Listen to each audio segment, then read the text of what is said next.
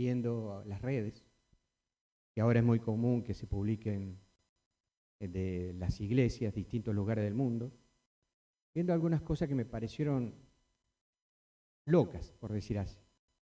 Locas, muy locas. Digo, me entré a preguntar, también a tono personal, ¿por qué vamos a la iglesia? ¿Para qué vamos a la iglesia? ¿Qué es lo que vamos a buscar a la iglesia? ¿Para qué sirve la iglesia? Y la palabra me llevó, las preguntas me llevaron a Eclesiastés 5:1, que dice: cuando fueres a la casa de Dios, guarda tu pie y acércate más para oír que para ofrecer el sacrificio de los necios, porque no saben que hacen mal. Es dura la palabra, pero es reveladora. Cuando fueres a la casa de Dios, guarda tu pie. ¿Qué significa eso? Que tenemos que llegar a la iglesia, a la casa de Dios, al templo, con temor de Dios, no temor a Dios, temor de Dios. El temor de el respeto, tenemos que tenerle respeto, tenemos que tenerle al Señor, aparte de amarlo, darle el lugar que el Señor se merece, que debe tener. Y que muchas veces no lo hacemos, ni cuando vamos llegando a la iglesia o antes, o cuando aún estamos en la casa del Señor. Y dice la palabra: acércate más para oír que para ofrecer sacrificios. Acércate más para oír. Precisamente el Señor nos congrega en este lugar para recibir palabra, para instruirnos, para prepararnos, para que compartamos la palabra que nos dejó escrita en la Biblia, que es la palabra por excelencia y la profecía por excelencia para la iglesia, para nosotros. Y vamos a ir a ver, la palabra dice cuando vayas al templo, y después hablamos de iglesia. En los tiempos de Jesús existían templos y sinagogas que eran los lugares religiosos por excelencia, templos y sinagogas. Eclesia es una palabra que viene del griego y que significa sociedad de ciudadanos que gobiernan una ciudad-estado. La misma palabra eclesia para los romanos significaba una asamblea de ciudadanos convocados debidamente para un bien común. Eso es eclesia. Cuando se traduce el Nuevo Testamento, la palabra eclesia pasa a ser iglesia. La encontramos 119 veces traducida de eclesia a iglesia. Por ende, la iglesia es también ciudadanos o personas convocadas por un fin común. Eso es la iglesia. Cuando Jesús en un momento dado de su peregrinar estuvo con los apóstoles y le preguntó: ¿quién dicen la gente que soy yo? Los apóstoles empezaron a decir: eres Elías, eres un profeta, eres distintas cosas que la gente decía de él. ¿Y qué dicen ustedes que soy yo? Pedro rápidamente, como era Pedro tan vehemente, como nos muestra la palabra, contestó: tú eres el Cristo, el Hijo de Dios.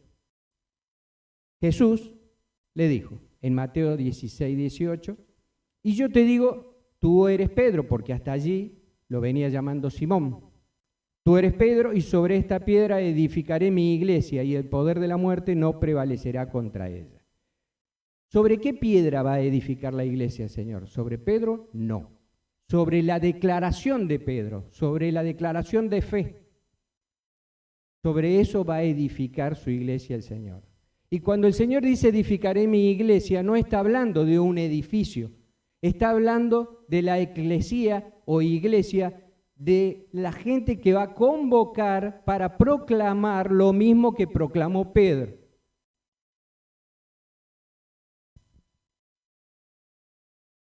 Pedro dijo una gran verdad que es la que nosotros debemos hoy día también comunicar, que Jesús es el Cristo, que Jesús es el Hijo de Dios, que Jesús es nuestro Salvador. Sobre esa piedra, sobre esa declaración, Jesús edificaría su iglesia.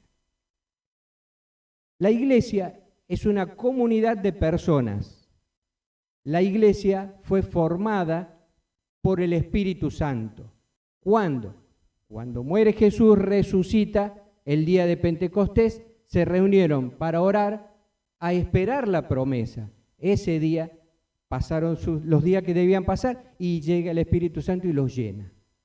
Empieza la iglesia. Empiezan a reunirse, empiezan a congregarse. La iglesia debemos reconocer y debemos darnos cuenta que somos cada uno de nosotros. No es un edificio, debiéramos decirle quizás más correctamente templo. La iglesia somos nosotros. Cuando la palabra habla de iglesia, somos nosotros. En la actualidad, la gente, y eso es lo que yo veía en las redes, va a buscar principalmente 4 cosas a los templos o a la iglesia, como le dicen. Lo primero que va a buscar son bendición y milagros. Llegan a la iglesia o llegan al templo y ¿qué buscan? Que alguien les ore, que alguien les profetice, que alguien les sane, y digo alguien, por lo que generalmente están acá, de este lado. Van a buscar muchos la prosperidad, van a buscar que les den y que le den, solo recibir. Otra de las búsquedas que está pasando en la iglesia es buscar una sociedad no espiritual. Voy a la iglesia para relacionarme, para contactarme, para conocer, para ver, para compartir. Sociedad no espiritual. Otra de las búsquedas en la iglesia suele ser buscar una familia. La iglesia es una familia, ya lo vamos a ver, pero la gente viene a buscar una familia porque está solo, porque no tiene con quién estar, porque no sé, se siente vacío. Y por último, una de las grandes búsquedas es la religiosidad. Venimos por tradición, venimos porque, bueno, nuestros padres iban, o porque nos dicen que tenemos que ir, o porque, bueno, tengo que cumplir con el hombre y tengo que cumplir con Dios, por eso los domingos voy a la iglesia. Religiosidad. Como nosotros vemos la iglesia hoy en día, desde una mirada carnal y de solo recibir, la iglesia de hoy no tiene el poder que tenía la iglesia primitiva. Si leemos en la palabra de Dios, en el libro de Hechos, vamos a ver el poder que tenía la iglesia primitiva. Y cuando hablo de iglesia, hablo de personas. Cuando se predicaba se convertían cientos y miles. Hoy en día no hay tanta palabra o hay demasiada palabra mal empleada, mal instruida, mal compartida, que crea confusión y que no da poder a la iglesia, o sea, a nosotros. ¿Cuál es el poder que debe tener la iglesia? Dar esperanza, dar apoyo, ayudar a conocer a Dios, encontrar a Dios, acompañar a los solitarios, los desesperados, a los no amados, a los desorientados. Y esto se puede conseguir si partimos de la base principal, que es saber que nosotros somos la iglesia. Cada uno de nosotros somos la iglesia. En Romanos 16, 3, 5, Pablo dice: saludad a Priscila y a Aquila, mis colaboradores en Cristo Jesús, que expusieron su vida por mí, a los cuales no solo yo doy gracias, sino también todas las iglesias de los gentiles. Saludad también a la iglesia de su casa. No dijo saluden al edificio, saludad a la iglesia que se reúne, o sea, a las personas. A ustedes, saluden a las personas, saluden a cada uno de mi parte, decía Pablo. En 2 Corintios, Pablo también dice, 2 Corintios 6, 16, ¿o qué acuerdo tiene el templo de Dios con los ídolos? Porque nosotros somos el templo del Dios vivo, y como Dios dijo, habitar en ellos, y andaré en ellos, y seré su Dios, y ellos serán mi pueblo. ¿Qué somos nosotros? El templo del Dios vivo. Luego de recibir el Espíritu Santo, nosotros pasamos a ser el templo del Dios vivo. Somos esa iglesia que Dios quiere, y por eso Dios promete de que va a habitar en nosotros, que va a andar entre nosotros, y será nuestro Dios y nosotros seremos su pueblo. Al reconocer que nosotros somos la iglesia, al darnos cuenta que somos la iglesia, que es lo que Dios quiere, no un edificio, que cada uno de nosotros, bueno, vamos a la palabra y vamos a encontrar que Dios nos dice a nosotros cómo nos ve Él, para que nosotros aprendamos a ser la iglesia que Él quiere. El Señor nos compara, por ejemplo, con un cultivo. ¿En dónde? En 1 Corintios 3, 6, 9. Yo planté, Apolos regó, pero el crecimiento lo ha dado Dios. Así que ni el que planta es algo, ni el que riega, sino Dios que da el crecimiento. Y el que planta y el que riega son una misma cosa, aunque cada uno recibirá su recompensa conforme a su labor. Porque nosotros somos colaboradores de Dios y vosotros sois la labranza de Dios, edificio de Dios. Fíjense, yo planté, dice Pablo, Apolos regó, pero el crecimiento lo ha dado Dios. Así que ni el que planta es algo, ni el que riega, sino Dios que es el que da el crecimiento. Acá importantes somos todos. Somos una cosecha que debe dar fruto, o una siembra que debe dar cosecha y fruto. Nosotros yo puedo estar acá, yo no soy más importante que ustedes, ni ustedes que están allá son más importantes que yo. Todos somos importantes por igual en el cultivo del Señor, porque cada uno tiene una labor, y hagamos lo que hagamos, la gloria es para el Señor. Él es el merecedor de toda la alabanza. Él es el que, para Él tiene que ir los frutos que nosotros podemos darle a la obra que Él ha plantado en este mundo, que es la palabra del Señor. Cada uno, como dije, tiene una labor. El cultivo hay que cuidarlo, por eso estamos acá, nos cuidamos y tenemos que dar cosecha. Es una obligación, diría, porque la planta que no da cosecha no sirve y nosotros tenemos que dar cosecha. El Señor también, como dije antes, nos compara con una familia. Sí somos familia, porque una vez que aceptamos a Jesús, pasamos a formar parte de la familia de Dios. Antes éramos creación de Dios, ahora somos hijos de Dios. Dice en Efesios 2:19, por eso ya no sois extranjeros ni forasteros, sino conciudadanos de los santos y miembros de la familia de Dios. Qué honor que nos da el Señor. Una vez que aceptamos a Cristo, que sabemos quién es, que decimos como dijo Pedro, tú eres el Cristo, el Hijo de Dios, pasamos a ser familia con el Señor. Somos sus hijos. Él es nuestro Padre. Eso tenemos que tomarlo y afianzarlo, porque la familia es importante y esta obra del Señor es importante. El Señor también nos compara, a los que somos iglesia, nos compara con un cuerpo. Dice Efesios 4, 15 y 16. Sino que, siguiendo la verdad en amor, crezcamos en todo en aquel que es la cabeza, esto es Cristo, de quien todo el cuerpo, bien concertado y unido entre sí por todas las coyunturas que se ayudan mutuamente, según la actividad propia de cada miembro, recibe su crecimiento para ir edificándose en amor. Fíjense, formamos parte de un cuerpo. La cabeza es Cristo. Uno puede ser el corazón, otro puede ser la mano, otro puede ser el hígado, otro puede ser el estómago, otro puede ser las piernas. Son todos valiosos e importantes por igual.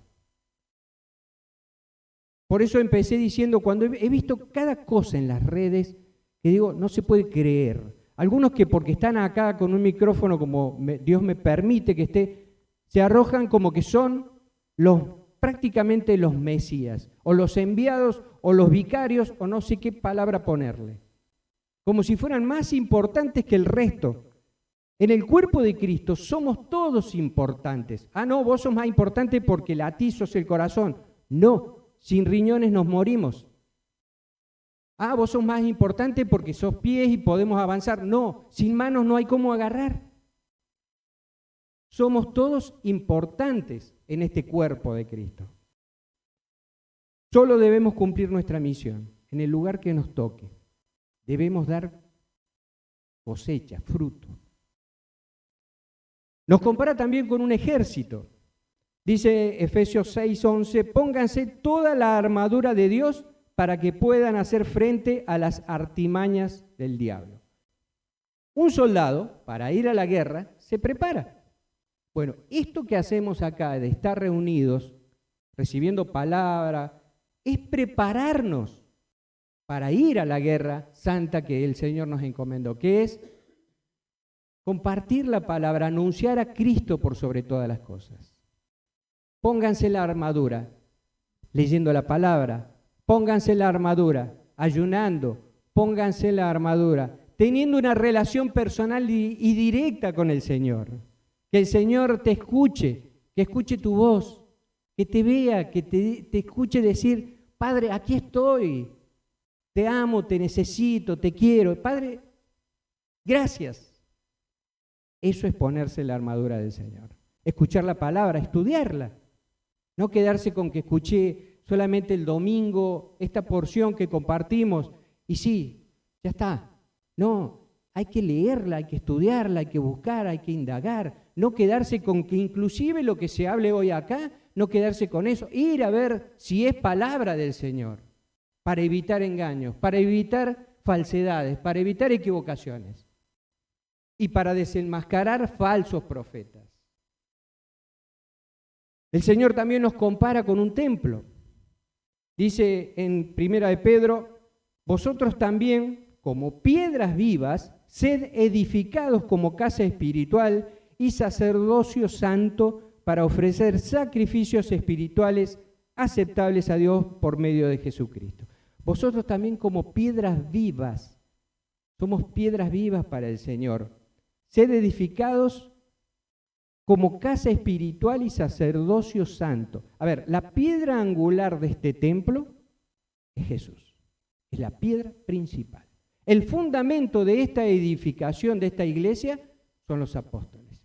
Y de allí empezamos nosotros a levantar la obra, como piedras vivas. Nosotros, no uno, no dos ni tres, nosotros, como eclesía, como iglesia, como aquellos ciudadanos, personas que ahora somos hermanos en Cristo, que hemos sido convocados para llevar la palabra. Para eso estamos, para compartir la palabra y también anunciar las buenas nuevas, que es lo importante. ¿Cuál es la buena nueva? Que el reino de los cielos se ha acercado y que Jesús vino, caminó entre nosotros, murió, resucitó por nosotros. También los compara el Señor con siervos o esclavos. En las primeras palabras, antes de la traducción se decía esclavo. Después, por cuestiones de traducción o no sé, no le gustaría la palabra esclavo, pues empezaron a poner siervos de Dios. En realidad era esclavos. Dice Jesús, en Juan 8, Jesús le respondió, en verdad os digo, todo el que comete pecado, esclavo es del pecado. Pero más adelante dice en Romanos 6:16, ¿no sabéis que ofreciéndoos a uno para obedecerle, os hacéis esclavos de aquel a quien os sujetáis, sea del pecado para la muerte o sea de la obediencia para la justicia? ¿Qué quiere decir? Si nosotros ofrecemos nuestra vida al pecado, vamos a ser esclavos del pecado. Si nosotros le ofrecemos la posibilidad al enemigo y a nosotros mismos de pecar y de que no nos importan las cosas del Señor, nos hacemos esclavos de esa situación. Ahora bien, si nosotros nos entregamos al Señor, reconocemos a Jesús como nuestro Señor y Salvador, nos entregamos también a Él y somos esclavos del Señor. Un esclavo, ¿qué tiene que hacer? Obedecer, servir, y agradar y complacer al Señor, a su amo. Nosotros tenemos que hacer lo mismo. Obedecer, servir y complacer al Dios único y verdadero. No hablo de hombres, no hablo de líderes, hablo del Señor, de Jesús. También nos compara el Señor con una casta o linaje de sacerdotes. Casta o linaje de sacerdotes. ¿Qué es un linaje? Es cuando comparten un grupo de personas la misma sangre. Nosotros, ¿cuál sangre compartimos? La sangre de Jesús. Linaje, real sacerdocio. Fíjate cómo nos trata el Señor. Y no terminamos de creerle ni de creérnoslo. Y debemos hacerlo. Somos sacerdotes, somos linaje. Por nuestra sangre, una vez que aceptamos a Cristo y el Espíritu Santo vino a nosotros, corre la sangre de Cristo. Y tenemos que hacerle honor a ello. Dice en 1 de Pedro, mas vosotros sois linaje escogido, real sacerdocio, nación santa, pueblo adquirido por Dios, para que anunciéis las virtudes de aquel que os llamó de las tinieblas a la luz admirable. Fíjese qué hermosa frase para poner colgadito en la heladera, entre tantas otras cosas, porque si no la vemos diariamente no terminamos de creerlo. El Señor nos dice, somos linaje escogido, formamos parte de un grupo selecto, la familia del Señor. Por eso dije selecto, porque somos escogidos. El Señor nos escoge a nosotros, no nosotros al Señor. El Señor nos escogió primero. Somos real sacerdocio, somos sacerdotes, todos somos sacerdotes, todos, y como buen sacerdote debemos ofrecer sacrificio al Señor, sacrificios espirituales. Tenemos que ofrecerle de nuestro ser, nuestra vida. Todo lo que tenemos es del Señor y tenemos que ofrecérselo en sacrificio. Somos nación santa. Nuestra ciudadanía no es de este mundo, nuestra ciudadanía es del mundo que nos espera, de lo que Dios tiene preparado para cada uno de nosotros. Lo que tenemos que hacer es tramitar el pasaporte. El pasaporte que nos va a permitir viajar a ese lugar y llegar y entrar y compartir toda una eternidad con el Señor. Somos nación santa. ¿Y cómo se gestiona el pasaporte? Creyendo, relacionándonos con el Señor, estando con Él, compartiendo la palabra, ayudando, amando. Dice también, pueblo adquirido por Dios. El Señor nos ha adquirido por medio de la sangre de Cristo. El Señor pagó por nuestros pecados, pagó con su sangre. O sea que ahora le pertenecemos, somos pueblo adquirido del Señor. ¿Para qué todo esto? Para que anunciemos las virtudes de aquel que nos llamó de las tinieblas a la luz admirable. Fíjense qué bonito, la verdad es precioso. Nos llamó de las tinieblas a la luz admirable. Nosotros no nos damos cuenta que andamos en tinieblas, porque claro, vemos las luces, nos embriaga todo lo que el mundo nos ofrece, todo lo que el mundo nos da, desde nuestra juventud y adultez también, porque a veces dicen los jóvenes, los grandes también somos bastante descarriados. Hasta que el Señor viene, nos muestra la verdadera realidad que estamos viviendo, la verdad de las tinieblas, y nos saca de esas tinieblas y nos lleva hacia la luz admirable de su presencia. Como nación santa, nosotros debemos servirle al Señor, debemos congregarnos para darnos fuerzas. Debemos venir a la iglesia y darle el valor que la iglesia se merece, o sea, cada uno de nosotros. Debemos venir a la iglesia para darle valor y para que recupere el poder que alguna vez tuvo, debemos venir a congregarnos a la casa del Señor, como decía en Eclesiastés 5:1, guardando nuestros pies. Lo que hacemos, lo que pensamos. Debemos venir a la iglesia a darle al Señor, no a esperar que siempre nos den a nosotros.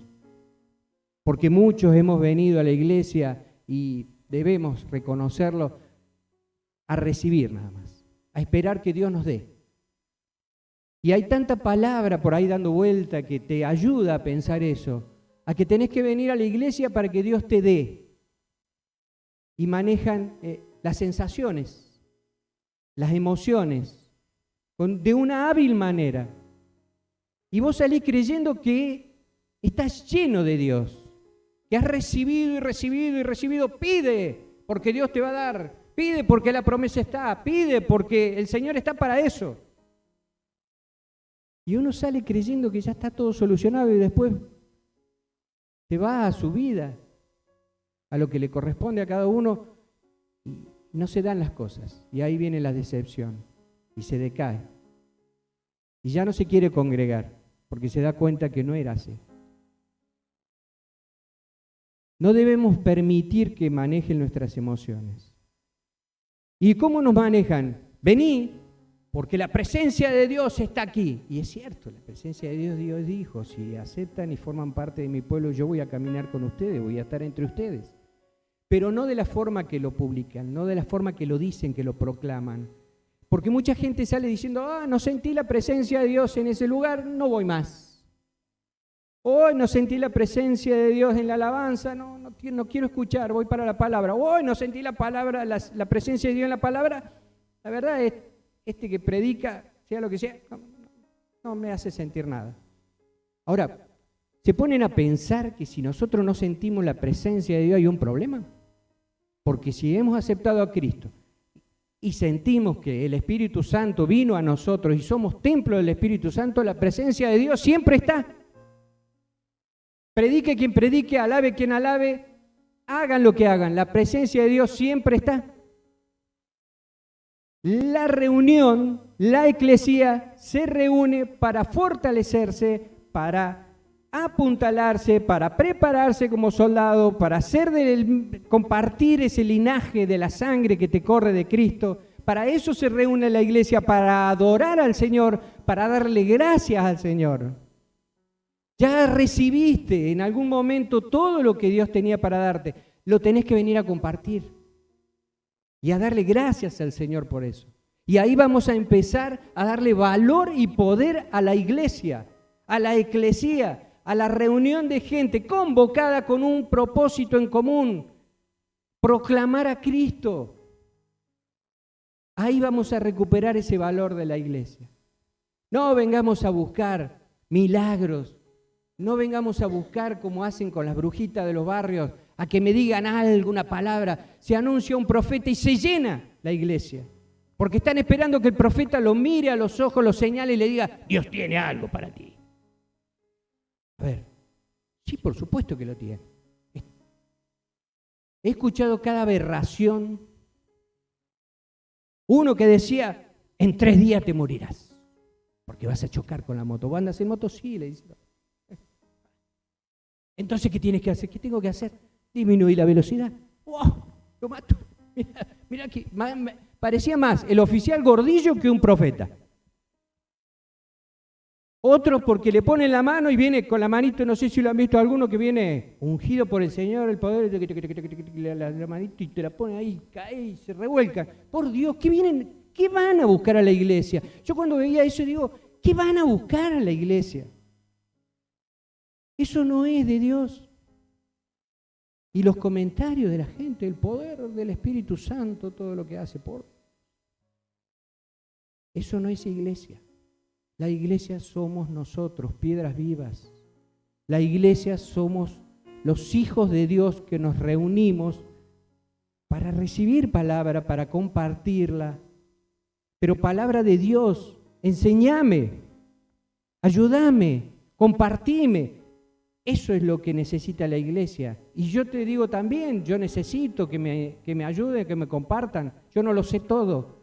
Me dejo llevar por lo que creo que Dios quiere que diga, porque es primero para mí. Pero esa es la función de que estemos aquí reunidos. No buscando milagros fáciles. ¿Querés un milagro del Señor? ¿Queremos un milagro del Señor? Bueno, anda a la habitación que vos prefieras, al lugar que vos prefieras, de tu casa o de donde estés, orá. Arrodillate Entregale tu corazón al Señor, humillate delante de Dios y reconocelo como tu único Dios, a Jesús como tu Salvador y al Espíritu Santo como aquel que verdaderamente te va a instruir y te va a dar la palabra y te va a guiar hacia Jesús. Pónganse de pie.